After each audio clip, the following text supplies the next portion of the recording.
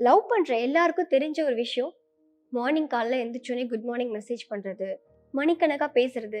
இது எல்லாமே லவ் பண்ற எல்லாருக்குமே ரொம்ப ஈஸி. பட் லவ்வ புரிஞ்சுக்கிறது ரொம்ப கஷ்டம். இது ஒரு பையனோட ஸ்டோரி. உங்க லைஃப்ல நடந்திருக்கலாம். இல்ல உங்க ஃப்ரெண்ட்ஸ்க்கு கூட இந்த மாதிரி நடந்திருக்கலாம். விஜய் ரூஹி வியூஸ் ஒரு குட்டி ஸ்டோரி பார்க்கலாமா?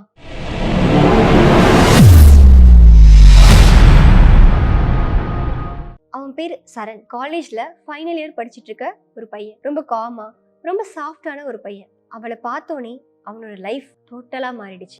மேகா. அவ சிரிக்கும் போது மழை பெஞ்சா ஒரு ஃபீல் இருக்கும்ல, அந்த மாதிரி எனக்கு ஒரு ஃபீல் இருக்கு. அவ பேசினா பின்னாடி ஏதோ ஒரு பேக்ரவுண்ட் மியூசிக் ஓடுற மாதிரி இருக்கு. சரண் அவளை பார்த்த உடனே எல்லாம் லவ் பண்ணல, கொஞ்சம் கொஞ்சமா தான் லவ் பண்றான். அவளோட கேர், அவளோட சின்ன சின்ன கெஸ்டர்ஸ், அவளோட ஸ்மைல், இது எல்லாமே அவனுக்கு ரொம்ப பிடிச்சிருது. காதல்ல விழுந்துடுறான். பட் அவன் வந்து மேகாக்கு வந்து மெசேஜ் பண்றான், அவளும் ரிப்ளை பண்றா. 2 பேரும் பேசுறாங்க, சிரிக்கிறாங்க, மீட் ஆகுறாங்க. ஸோ இது எல்லாமே கண்டினியூஸா நடந்துட்டு இருக்கு. ஒரு நாள் சரண் வந்து மேகா கிட்ட அவனோட ஃபீலிங்ஸை சொல்லலாம் அப்படின்றத டிசைட் பண்ணிடுறான்.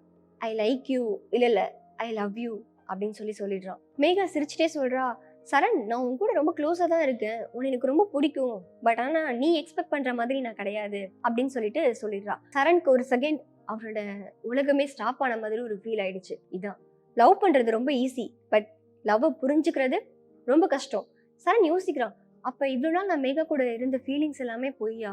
என்னோட கேர் அவருக்கு புரியவே இல்லையா?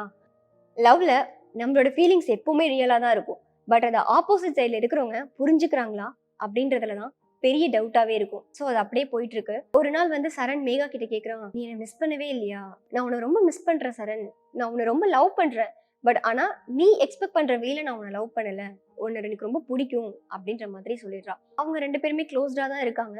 பட் இந்த இடத்துல சரணுக்கு அவனோட லைஃப் வந்து டோட்டலாவே சேஞ்ச் ஆகுது.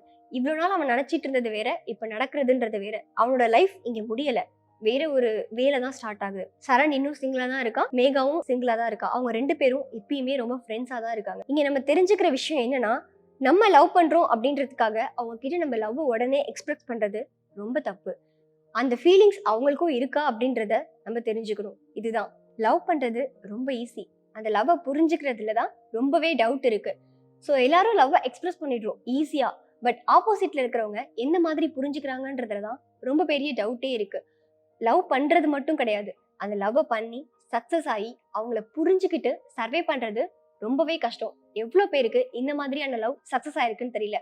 உங்க லைஃப்லயும் இந்த மாதிரியான ஒரு இன்சிடென்ட் நடந்துச்சுன்னா கமெண்ட்டை டேக் பண்ணிட்டு லவ் பண்ணிட்டு இருக்க உங்க ஃப்ரெண்ட்ஸ்க்கு இந்த வீடியோவை ஷேர் பண்ணுங்க.